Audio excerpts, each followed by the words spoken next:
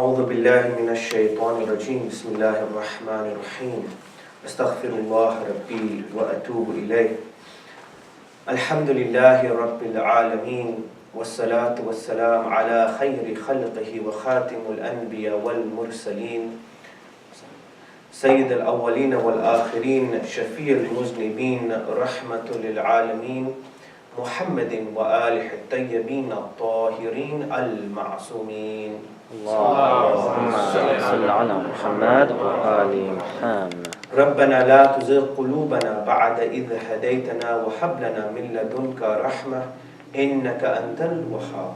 Assalamu alaikum, my dear brothers and sisters. Just to briefly reiterate what I said yesterday in a few minutes, it's an honor to serve your community and I thank all of you for inviting me. And as was advertised, just to briefly explain what the topic means, I inshallah want to deal with the way in which systems or ideas in the world create injustice. Injustice that leads to physical killing, like what is happening in Palestine or Iraq or Syria or other parts of the world, but also injustices that occur in the mind, the way we think, the way maybe our mind is controlled or nurtured to think in a particular way. Maybe the way we respond to these injustices, maybe it can be more effective. Maybe we think, Alhamdulillah, we're doing a good job by protesting or giving in charity. But what happens if we need to think deeply about the world, and if we want to make it a better place, if we want to protect Muslim lives, what is a good way to go about doing that? How do we go about and respond to the injustices that you and I see on a day-to-day basis? So the topic actually is about examining how injustice occurs from human rights, okay? How injustice occurs in education, and even the way injustice may occur in my soul, the way base desires may occur, and how do I prevent that? So inshallah I want to deal with some contemporary issues as well as spiritual issues. Salawat. Where do we begin? I actually want to begin with a hadith from Imam alayhi salam. The reason that I've selected hadith is a few reasons actually. Whenever we talk about Karbala, immediately of course we will go and talk about Al-Husayn alayhi salam. But what did Husayn alayhi salam say to his brother Muhammad ibn Hanafiya? He said, "Oh my brother, I am standing firm against Yazid ibn Muawiyah to rectify the affairs of my grandfather, that is our dear Prophet, peace be upon him, and my father Imam alayhi salam, and to exhort Amra bil Ma'aruf, that means to enjoin that which is recognizably good, and Nahi al-Munkar, to prohibit that which is evil or detestable in society." He mentions his grandfather and he mentions Imam alayhi salam.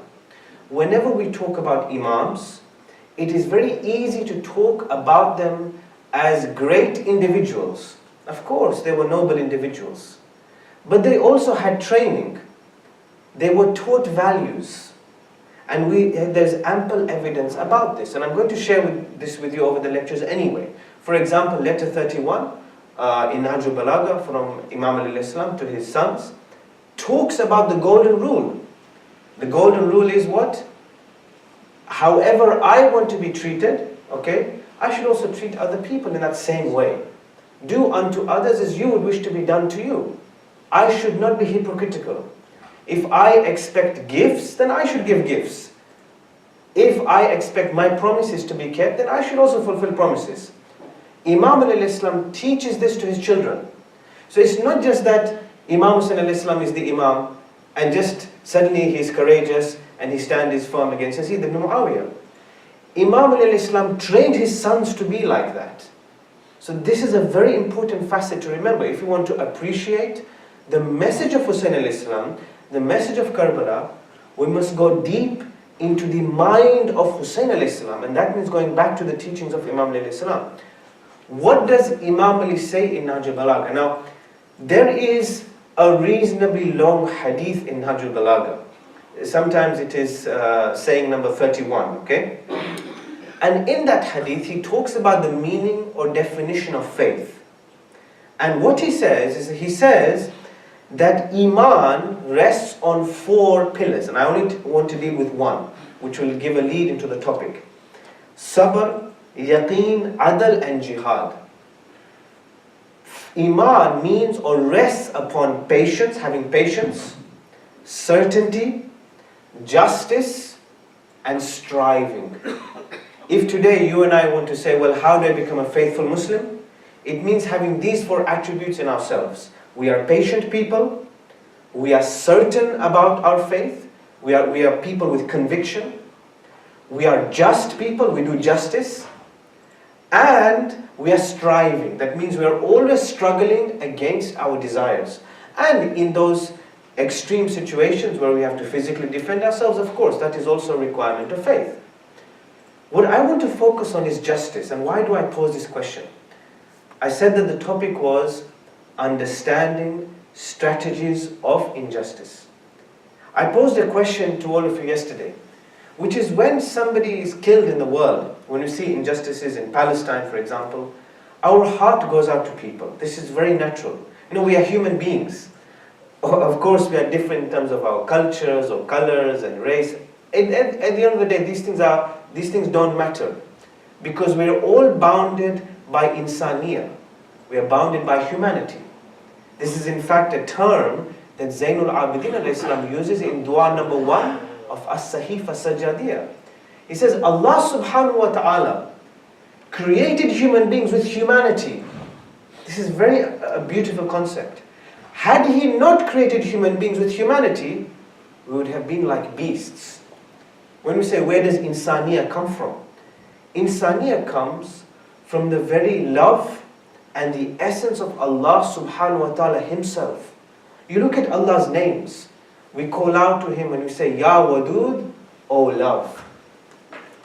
We say, Ya Rahman, O merciful one. O Ya Rahim, O affectionate one, or beneficent one. All of these attributes are imbibed in us, without which perhaps we would be killing each other. Of course, we still commit wars against each other, but we have that beautiful concept called fitrah. And so when we talk about doing justice or being just, it stems from Allah subhanahu wa ta'ala's justice. We are a reflection of Allah's attributes if we want to be. That potentiality is there.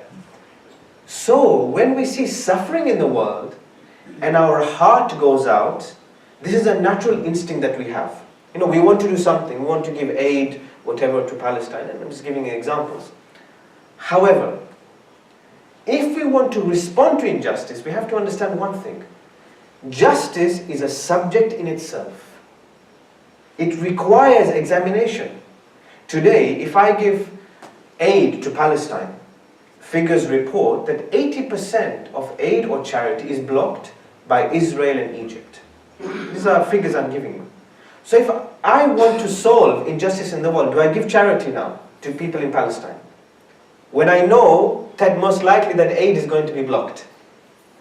If, for example, I write a letter of condemnation, is that letter going to be read, or will my words be heard?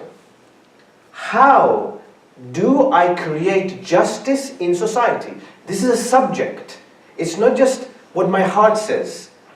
We have to study it. These are not my words I'm giving you. These are words of Imam Ali. Let me share with you his words. He says, Al-adlu minha ala arba'i shu'ab. Justice has 4 aspects, Imam Ali says. Justice has 4 aspects. Ala gha'is al-fahm wa ghawr al-ilm wa zuhrat al-hukm wa rasakhat al-hilm. What does this mean? Justice means profoundness of understanding, depth of knowledge, brilliancy of judgment, and firmness of forbearance, or firmness of kind of self-restraint. So when we say I want to be just, what do I have to have? I have to have very profound understanding of what it means to be just. Then I have to have a depth of knowledge. How do I do justice? What are the specifics of being just? And then, when I see how to do justice, I have to make a judgment. I have to have a brilliant judgment. That's why I said, if I give aid to Palestine, am I making the right judgment because the aid or the charity is going to be blocked? We say, I'm giving £1,000 or £100 to Palestinians. My duty is done. My question to you is our duty done? Look what Imam Ali is saying. Have I made the right judgment in my action?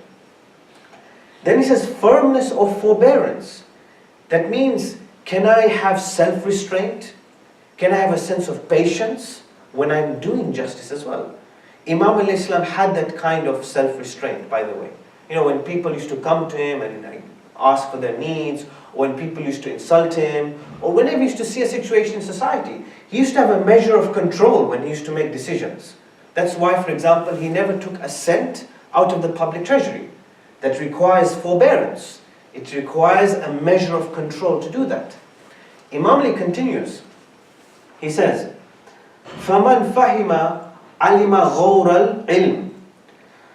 One who understands something knows the depth of knowledge. وَمَنْ عَلِمَ غَوْرَ الْعِلْمِ صَدَرَ عَنْ شَرَاعِ الْحُكْمِ. And one who knows this depth of knowledge, he will issue from the canons of judgment. That means canons of Sharia or canons of legal judgment. What he's saying is, if you understand something, you will have a depth of knowledge.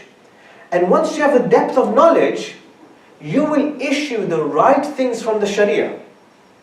That means you will understand God's will. And he continues. He says, وَمَنْ حَلُمَ لَمْ يُفَرِّطْ فِي أَمْرِهِ وَعَاشَ فِي النَّاسِ حَمِيدٌ. And one who forbears, one who has this measure of control, is not excessive in his command and lives amongst people praised, which is very beautiful. We always, Shias and Sunnis, unfortunately today, we are not united. This is a fact. We may fight over many petty things, from even praying salat together, working together, even discussing the issue of khilafah. But Imam al-Islam, this is one thing that can unite us. And classically, Shias and Sunnis agreed on this more than perhaps they do today. Maybe this is because of extremist influence or Wahhabi influence, etc. But one thing they agreed upon is Imam al-Islam had fada'il, had merits, which the whole community after the Prophet agreed upon. Okay, there was an issue of khilafah. This is a historical fact. But nobody disputed the fact that Imam al-Islam was the most knowledgeable and the most moral person in the society. To the extent that Abu Bakr and Umar used to go to him for advice. This is well recorded. Even when he was martyred in Masjid al-Kufa, what did people say? They said, who now, after our dear father has gone, who will look after our orphans and widows? Everybody looked up to Imam Ali. So when we talk about somebody who is excess in his command, it means somebody who is not able to control his nafs. He's not able to be forbearing. Justice isn't about, I'm there to react.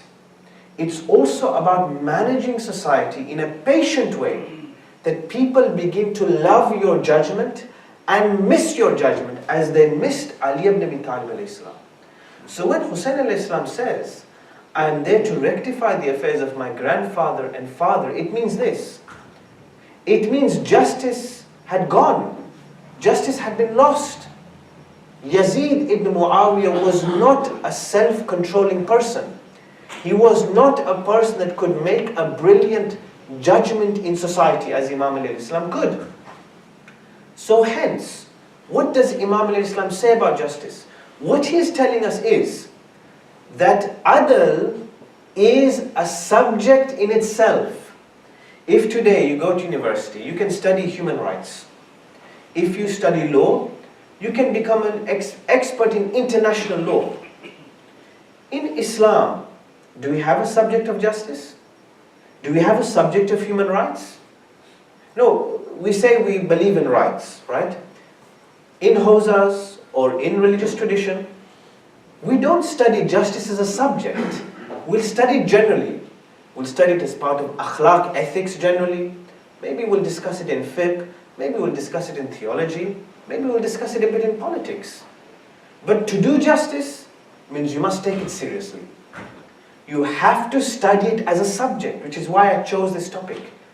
I would like to know for myself, as I am growing up in this world and I'm raising a family, what type of injustices will happen to my children? What type of injustice is happening to me now? Because if I today want to make a difference in society, I have to understand what injustice is occurring and then how do I respond in the most effective manner. Salawat.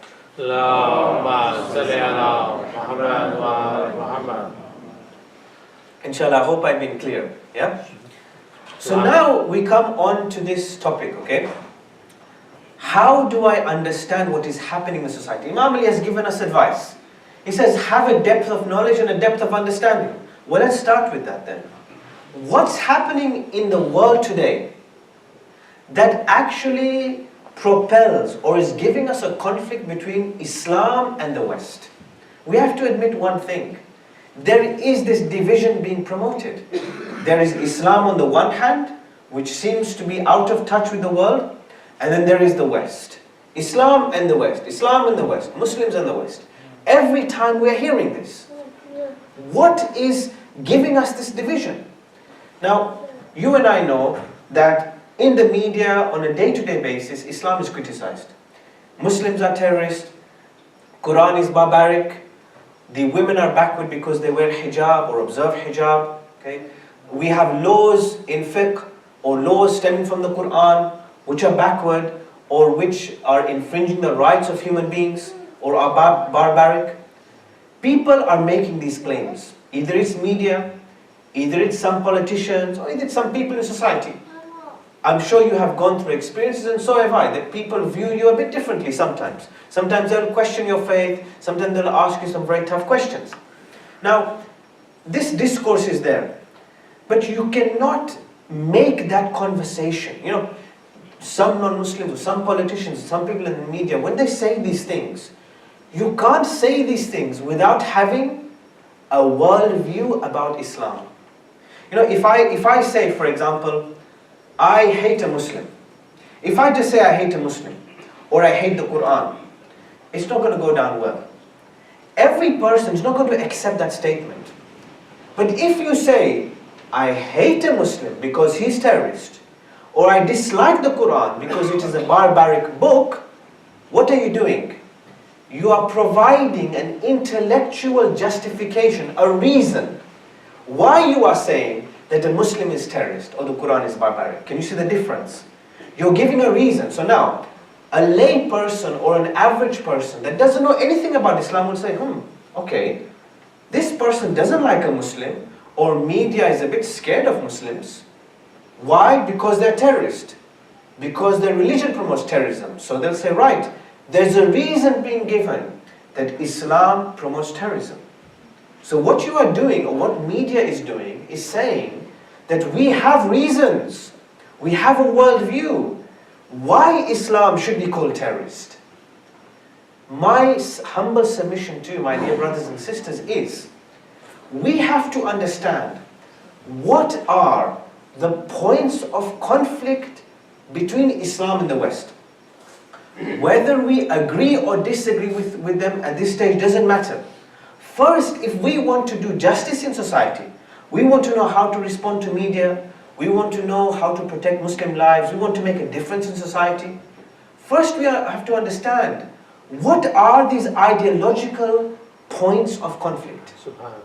Now, my submission to you is that these points of conflict occur within the conversation of human rights. Human rights is the language of today. Now, when I was growing up, and of course we have elders here who know this better than me. When I was growing up, when I was in primary school and secondary school, human rights was just beginning. It's human rights is very popular today. That means, whilst human rights is a very technical term, we use the rights language today. If somebody does something to me, I can say I have a right to sue you. If we look at the news and somebody is killed, we will immediately say, this person has a right to life. Or we will say, you have a right of freedom of expression. Our children will use this language. They are taught it at school. Now, I wasn't taught this in school. There has been a big change over the last 10 to 20 years. The human rights language has seeped into media and magazines, celebrity culture and movies. Everybody understands the right of something. Right of life, right of freedom of expression, right not to be tortured. You open the newspaper, you read BBC or whatever, Fox News, whatever, Guantanamo Bay or whatever. Oh, that immediately means, should they be tortured or not? We understand this conversation. It's quite, astounding actually. This is a very technical term to say human rights. So, what's happening is, when we talk about the vilification of Islam, when we talk about Islam being attacked, Islam is attacked within the language of human rights. This is what we have to understand. Now, if that is the case, what are human rights? We have to understand this. Imam al-Islam says, get knowledge, have a depth of knowledge. What are human rights? Well, the term human rights is very recent. Arguably, it only occurred after 1940s, after World War II. That in the Universal Declaration of Human Rights, major states came together and said that we do not want World War II to happen again. We don't want Holocaust to happen again.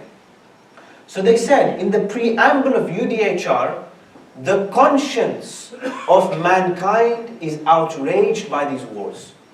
And this declaration declares these rights upon all human beings. You can look it up. This is the kind of language being used. So the term human rights, as many historians say, originated at that point. However, the ethos of rights, the concept of rights is very old. Now, I'm not a historian, okay? But you may say even the time of Adam alayhi salam, or time of Prophet, or time of all prophets, there was a concept of rights, the concept of duties. Why is it that our dear Muhammad sallallahu alaihi wasallam, why is it that he said, I have been appointed as a prophet to perfect people's morals? Why is it that he was concerned about the burial of female babies? Why is it that he was concerned about tribes killing each other? Why is it that even before the declaration of prophethood, he signed the pact of justice? This is with tribes. He was a participant in signing or being a witness to a pact which tribes signed during that time to actually stop killing. Which means that there was an understanding that people owed duties and rights to each other. So this concept was there. But the term that you and I speak of today is very recent. So now we come on to this key term. What do actually human rights mean? If we ask ourselves, well, I understand human rights. Human rights means liberty. Human rights means freedom of expression. Well, these are very general things. We have to define what human rights are. Now just bear with me, this is a bit technical, but then you'll get a bit hopefully interesting, because then I'll go into the points of conflict. According to a scholar called Nickel, he says, human rights are basic moral guarantees that people in all countries and cultures allegedly have simply because they are people. Calling these guarantees rights suggests that they attach to particular individuals who can use them or invoke them, that they are of high priority, and that compliance with them is mandatory, obligatory, rather than discretionary. I'll explain all this. Human rights are frequently held to be universal. This is what we say. Everybody has human rights. In the sense that all people should enjoy them. And to be independent in the sense that they exist and are available as standards of justification and criticism, whether or not they are recognized by any legal system or country. What does this mean? When we talk about human rights today, we are saying that human rights are moral guarantees simply because I call myself a human being. When I say that I am insan, that I am a human being, I am saying it because I naturally am entitled to rights. Whether I live in America or not, wherever I travel, somebody does not have a right to torture me. I have a right to express my religion. I have a right to express myself, and nobody can take that away from me. Whether I am Muslim or not, American or not, British or not. Human rights transcends religion, transcends country, transcends culture, transcends race. Would you agree with that? Think about it. Would you agree with that? Now you'll see the conflict coming. Because once you start to say that I am Muslim, once you start to say I'm American or British, you'll see that this very nice idea of human rights becomes a bit narrow. Okay? Just keep that in your mind. So one is, by the fact that we are people, we demand rights. Okay, fine. Number two is that human rights should be obeyed. You can't just say, well, some human rights, today I'm going to agree and implement human rights and another times I'm not going to. If every person has human rights, then we should respect everybody's rights. You can't just go around saying, well, I can draw a cartoon of the Prophet, but at the same time, I'm not going to draw a cartoon, let's say, of some other president or whatever it is.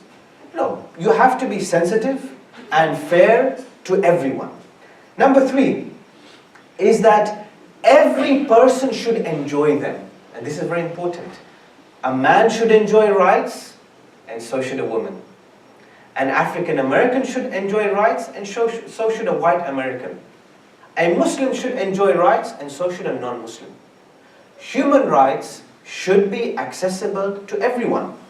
And you may reflect even that this is a kind of spirit of Imam Ali, where he says in the letter to Malik al-Ashtar, everybody is either a brother in your religion or a brother in humanity. But again you will see that once you start putting these things within religion and culture, things become a bit narrow.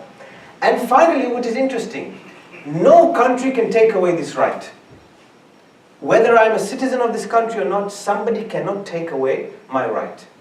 Now this is the definition of human rights. So I hope I've been clear about that. You might say, well, we all agree with this. What's the conflict?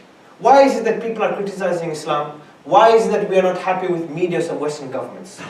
Because I submit to you that there are 4 points of conflict that stem from this definition.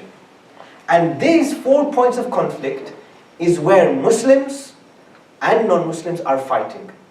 We are fighting wars based on this definition.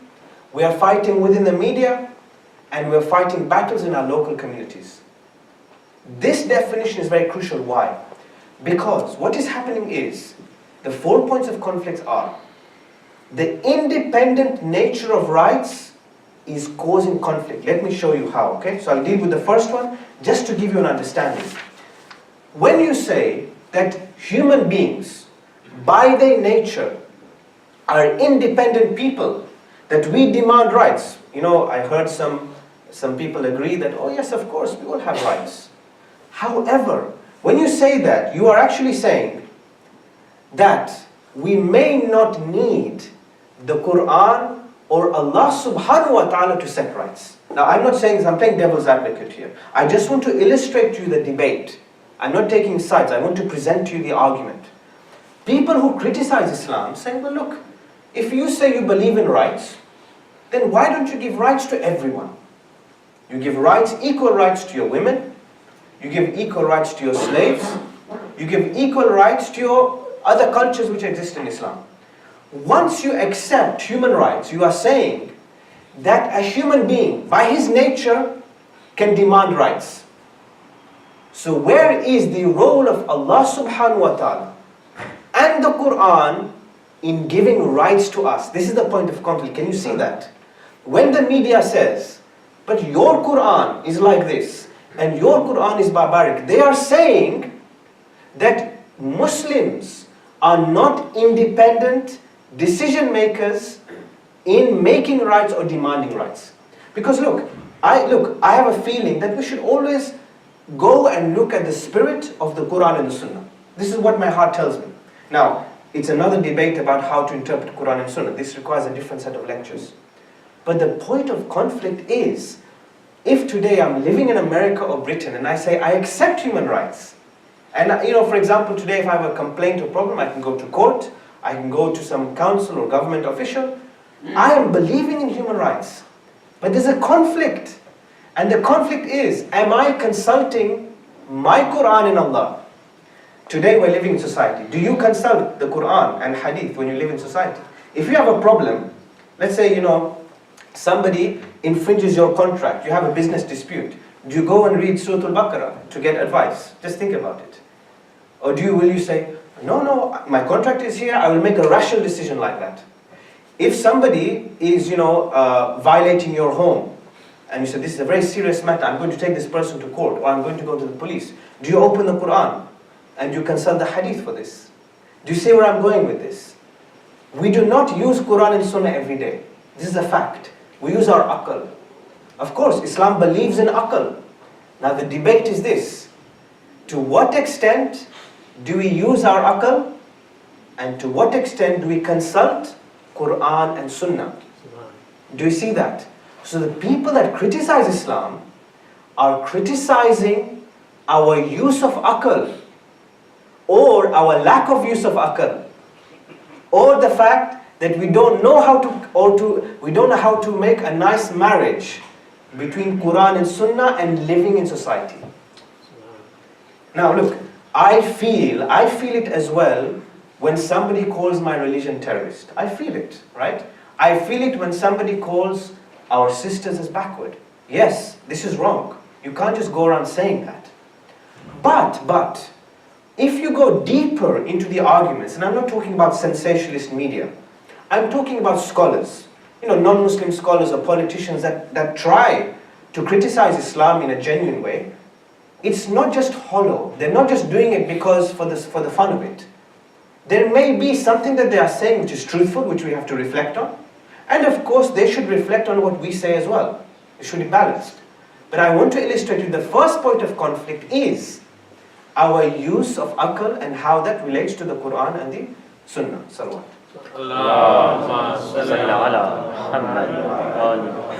Now the second point of conflict, which comes from the definition. When I read the definition out, hopefully we were in agreement. We said, of course, human beings are the decision makers in this world. Look, we run the world, okay? Animals don't run it. We run the world, we make decisions over societies. And the problem here is the following, is that if you say human beings are in power and human beings run governments, we are saying that human beings truly are masters of this world. We are the people that make the decisions. Now, where's the conflict? Don't we say in Dua Kumail, Ya Nuru Ya Quddus? Don't we call out Allah's names? Ya Malik, Ya Rabb. We say these names. In all of our du'as, we acknowledge that Allah subhanahu wa ta'ala is Malik al-Mulk. He is the one that owns this kingdom. He is the one that directs this kingdom. His will presides over the creation. So now look at the conflict that is happening.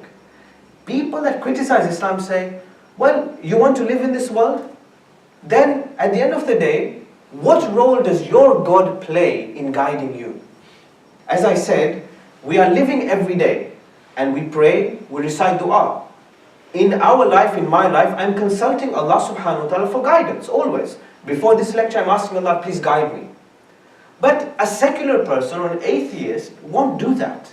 There is no use or role of God in their lives. So they will say, well, Muslims are living in the society, fine, that is wonderful. How do they look at their God? Because I don't believe in their God. So when we do tabligh, by the way, we have to do tabligh in a way that the Prophet did. Prophet preached akhlaq. He didn't go and preach the theology of Allah subhanahu wa ta'ala. People believed in their own gods. The beauty and the success of the Prophet was the akhlaq. And we know this is a historical fact. He preached akhlaq before La ilaha illallah. This is something that Muslims believe in. And maybe sometimes we have forgotten this. In our Islamic channels, in the way we do tabligh is very narrow. So the conflict lies in the fact that as Muslims, and I believe this is right, that we take God as a center, of course, because if you forget God and you say, I don't need God anymore, I don't need to do dua, I don't need to ask Allah for guidance, then we become arrogant, like Iblis. There is no role of humility in our lives. But the source of conflict is those people that don't believe in God, believe in a human-centric view of the world. They would say, you know what? I don't need to ask Allah for guidance, I don't need to reflect as such. I will do what my aql tells me and what my desire tells me, wherever it leads, it doesn't matter. Whether that is in matters of homosexuality, whether that is in the way of dress, whether that is in what type of movie I make and the amount of violence I show, I don't need to consult anything. Fine, I will have a framework and I'll use it. The difference with Muslims, as I've said, is when you talk about du'as and you talk about spiritual reflection, what is happening is we are meant to take time out in our lives. We're meant to take our time to do tafakkur and meditate. Tafakkur and meditation is arguably the highest ibadah. Whether we recite a dua or not doesn't matter. But when we are sitting there for 5 minutes, 10 minutes, half an hour, and we are thinking, how can I please Allah? When Imam Ali says, oh my master, how can you put somebody into hell who is uttering praise of you? What is he doing? In Dua Kumail, he is reflecting. So the point of conflict is the human-centric world versus the God-centric world. And we have to come to a balance as the Prophet did. The Prophet came to a balance. When he said, this is my ummah, he did not mean Muslims. Part of his ummah were Christians, were Jews, the mushrikeen who are peaceful with him. These people are part of the ummah. If you read Surah Tawbah, he is not meant to go to war with the mushrikeen who held their promises. It's the mushrikeen that broke their promises and were aggressive to him. It was a war of self-defense. So when he talks about ummah, imagine, look at the far-sightedness of the Prophet. He's saying, this is my ummah. So in his ummah, people are believing in different gods or have a different theology or a different religion or churches and synagogues and whatever. But at the same time, he's allowing them to be human. And we have to be the same. Muslims and non-Muslims have to figure out a way by which we are believing in a God that is for humanity. And a humanity that allows a freedom of belief in God as well. Because this was the vision of our dear Prophet.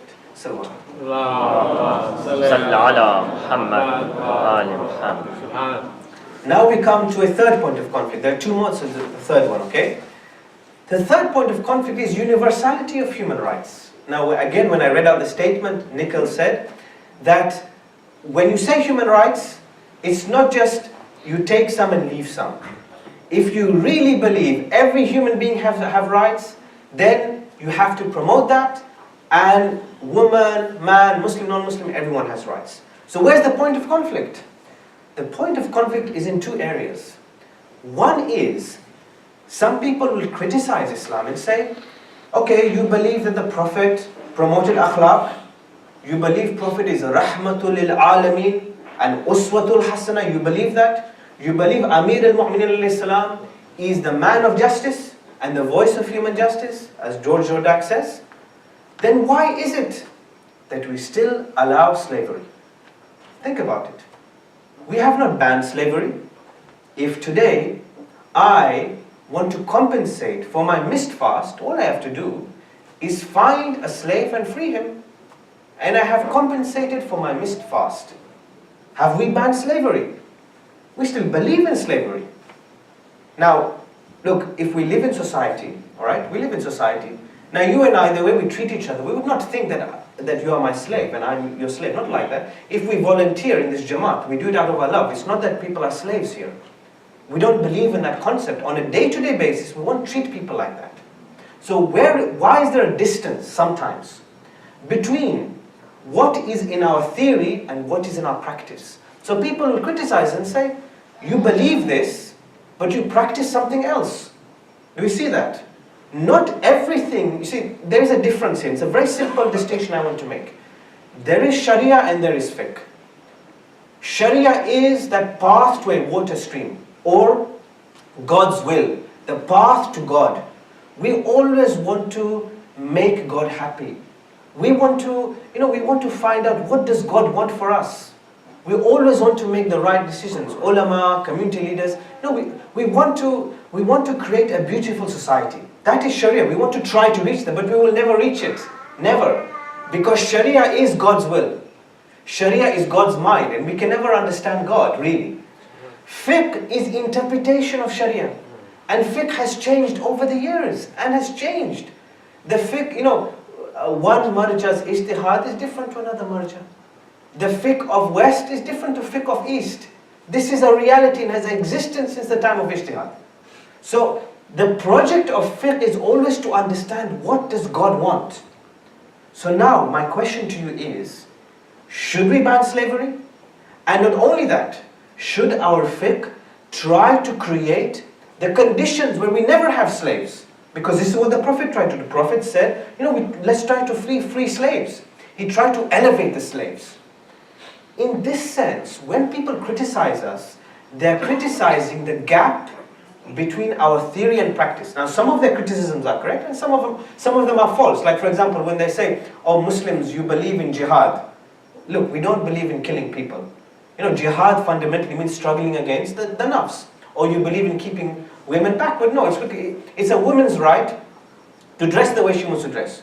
If she wants to observe hijab and wants to be modest, this is her right, and we should respect that. You cannot just go and call a woman backward because of that, right? So some of the criticisms are false, and some of the criticisms are right. So they criticize us for that. So when we say rights are universal and we say we are Muslim, first we have to accept one thing. Do we believe that our fiqh says that rights are universal? We have to be honest here. Otherwise we have to rethink our interpretation of fiqh. And second problem, when we believe in Quran and Sunnah, of course, we believe in the Quran, we want to find out what the Quran and Hadith are saying till Day of Judgment. But when we talk about Quran and Sunnah already define some of our rights, and we know that. Some of our inheritance laws, for example, or for example about witnessing, maybe some issues to do with contract.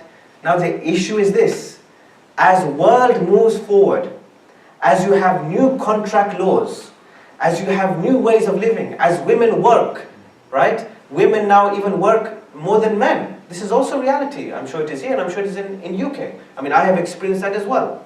So when that changes, and for example, the woman is contributing more in society, the woman is more educated, now we have to think, well, hold on a second. Okay, we understand Quran and Hadith is saying this, and we respect what the Quran and Sunnah is saying. But now we are in 2014. What is the spirit and the aim of the Quran and Sunnah to make the lives easy for men and women, that they can worship Allah and feel valued in society? This is the question we have to pose. So now people will say, giving an example, non-Muslims or people in the media will say, okay, you believe in Quran and Sunnah, fine, no problem. But your Quran and Sunnah says this. Now already they'll say, well, we have a problem with this because you want to live in our society? Well, there's a conflict now. Because your Quran says this, but then British law or American legislation will say that men and women are equal in terms of work or equal pay or whatever. Now there's a conflict here. Now do you see this? Look, we live in society. We say that we are Muslim, fine, no problem. Which law do we believe in? Do we believe law of Quran and Hadith or what is derived in the fiqh? Or it's fine, we will say, yeah, okay, we believe in this, but ultimately it's okay, my wife is working, or my daughter is working, my sister is working, and that's fine, we believe also in that legislation. Well, which one is right, or are both right? Can you see that? There is a conflict here, and that's why the conflict then becomes, which rights are universal? Which rights do you believe in? All rights, or do you believe in some rights? That's why we get some criticism. Salawat. And the final thing, before I do the maktab, the last one which is very important, is that human rights are meant to be enjoyed by everyone. We would like to see a beautiful society, nobody doubts that, but then we have a problem here. If a state like America or Britain believes, okay, there is a country here, Iraq, Afghanistan, or Africa, I think these people deserve more rights. You know what we'll do? We will go and invade that country, remove some dictators, we'll bomb some people and give them more rights. This is a language which I'm giving you. Now the issue is this, okay? If we want human rights to be enjoyed by everyone, how do we go about promoting rights? Clearly, bombing people is not the best option. So what is the best option? You know, before the adoption of the European Convention of Human Rights, Britain had the most dismal record of human rights. No, we always say America, Britain, they're the champion of human rights. This is false. Okay, if you look in history, this is absolute false. If you look at actual records and you look at documentation, if you read a book called International Law, Case Law and Materials of International Law by Dixon and McCorkadale, they record this. They said before the adoption of ECHR, before the adoption of international instruments, the record of Britain, as an example I'm giving you, was the worst record in the world. So now we have a problem here. Because Muslims will say, look, you want us to be better Muslims. You know, they'll say, be better Muslims, don't be terrorists, reform your Quran. These are the criticisms we get. But first we will say, wait. How do you promote rights? Do you treat other people fairly? When you go and say, well, we will go and bomb this country, but at home then you will keep everybody safe and you are killing people and say, we are the champion of rights and democracy, you can't be hypocritical. So this is a problem on the side of Western states, and this is documented by Western lawyers themselves. At the same time, when we say, well, look, we have, sometimes we say we have Islam, and it is the best Islam, and we have the legacy of the Prophet. Well, why is it that many of our Muslim states are the worst offenders of human rights? Saudi Arabia, if you read reports of Amnesty International, Saudi Arabia is the worst offender of human rights. The way it treats its women, the way it treats its minorities. You read the reports and it's disgusting and horrific. So why is it that Muslim states themselves are the worst offender of human rights? If you talk about Muslim communities, whether in the West or the East, are we offenders of human rights as well? Even look, you may look at the construction of our centers. How many non-Muslims attend our centers, for example? Are we promoting the language of rights? Are we promoting accessibility? Are we creating that beautiful society that human rights wants us to create? Both Western and Muslim states have to take ownership and responsibility here. Now this argument goes back and forth because we keep criticizing each other and say, well, you are a hypocrite, etc. My understanding is, look, it doesn't matter. In these 4 areas of conflicts, that the nature of the human being, God is at the center of the universe or not, what is in the Quran and promoting of human rights, these are the 4 points of conflict. One thing that we have to understand is this: whether we are Muslim or non-Muslim, part of media or not, we are all in the same boat of trying to develop human beings in the best way possible. Now if you and I agree with that, if we agree and we don't want somebody to be suffering on the street, we don't want to see a yatim, we don't want to see a woman suffer, regardless of religion or sect, if we believe that today, then whatever these points of conflict, Muslims have to take responsibility of the things in their interpretation which are causing problems to that vision, and also Western states and those people that criticize us also have to take responsibility. And this, I humbly submit to you, brothers and sisters, is the start of the dialogue. This is the start of creating the justice, because now we have accepted one thing. We are accepting a common vision. We want to create the beautiful society like the Prophet tried to create. If you and I accept that, then we can start to, as Imam al-Islam says, we can start to have a depth of knowledge of how to create justice, inshallah.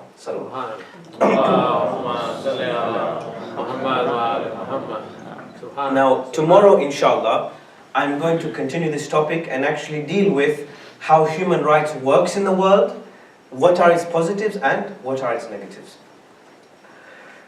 Inna lillahi wa inna ilayhi raji'un. I don't know if we can have the lights dimmed or something. Sure.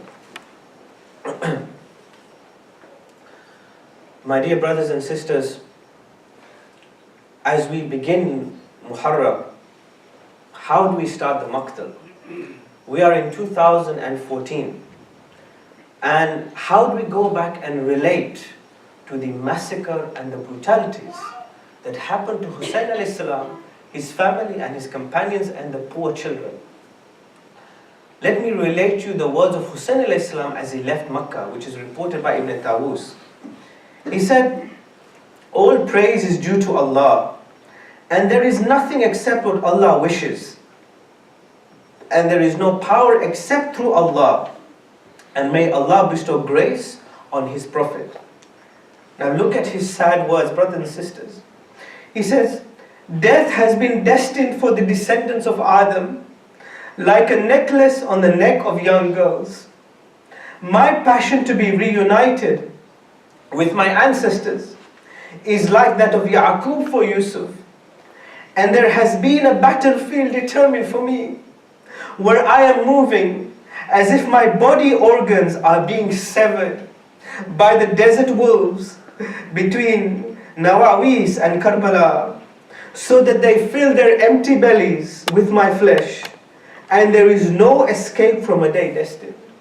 What life did Hussein alayhi salam have, brothers and sisters? He himself is admitting to the fact that his own organs, his limbs, will be severed. Can you imagine knowing this in your life and still proceeding on with the journey? He says, whatever pleases Allah also pleases us, the Ahlul Bayt. We are patient over His tests, and He shall grant us the rewards of those who are patient. The Prophet's relatives will not get separated from him. Rather, they shall be gathered before His presence in paradise. Do we not remember how the children, how Hussein alayhi salam used to miss their grandfather? They used to say, oh, if our grandfather was here today and he saw us in this condition, without water, being hunted down by armies, what would he say? Our grandfather is turning in his grave. And he continued to say, they are his ropes and his promises that will be fulfilled by them. Beware that whoever is willing to sacrifice his blood for us in the cause of Allah, they must accompany us, for I will set off tomorrow morning, inshallah.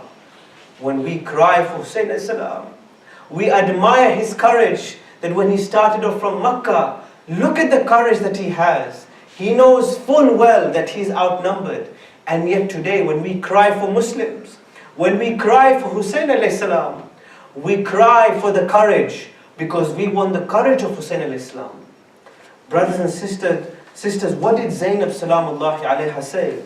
When she was in Kufa, she said to the people, O Kufans, which part of Muhammad's heart have you severed? What did Hussein alayhi salam say? He said that my limbs are being severed, and they were missing their grandfather. And when Zainab reached Kufa, she said, by allowing the grandson of the Prophet to be martyred, you have severed Muhammad's heart. This is what she felt. When today you and I want to feel what the Ahlul Bayt alayhimus salam felt, we have to feel that actually when Hussein alayhi salam was being martyred, when the arrows were going into his chest, the arrows were going into Muhammad's chest. This was the brutality in Karbala. Imam Ali ibn Musa relates a hadith to Ibn Shabib, which is reported by Sheikh Saduq. And I'll just give you a few lines before I end. He says, Ya Ibn Shabib, in kunta baqiyan li shay'in, fa'abki lil Husayn ibn Ali ibn Abi Talib alayhi salam. O Ibn Shabib, if you want to cry for a thing, then cry for Hussein, son of Ali ibn Abi Talib alayhi salam. فَإِنَّهُ ضُبِحَ كَمَا يُذْبَحُ الْكَبْشِ. Look at how he describes his martyrdom. He says, indeed he, Hussein, was slaughtered like a sheep is slaughtered. Even the 8th Imam, who was not there in Karbala, remembers what his forefathers told him, that Hussein alayhi salam was alone in the battlefield. And he was like a sheep.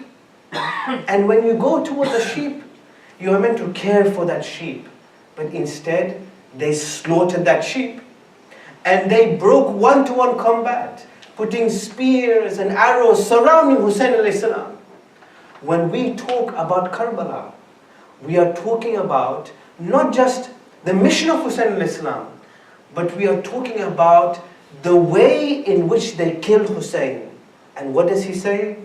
فَإِنَّهُ ذُبِحَ كَمَا يُذْبَحُ الْكَبْشِ. Let us never forget the way in which Hussein alayhi salam was martyred, the way in which Abbas alayhi salam was martyred, because these people were brave enough to do the things that we cannot do today. Inna lillahi wa inna ilayhi raji'un. Matam al-Hussein. Ya Hussein.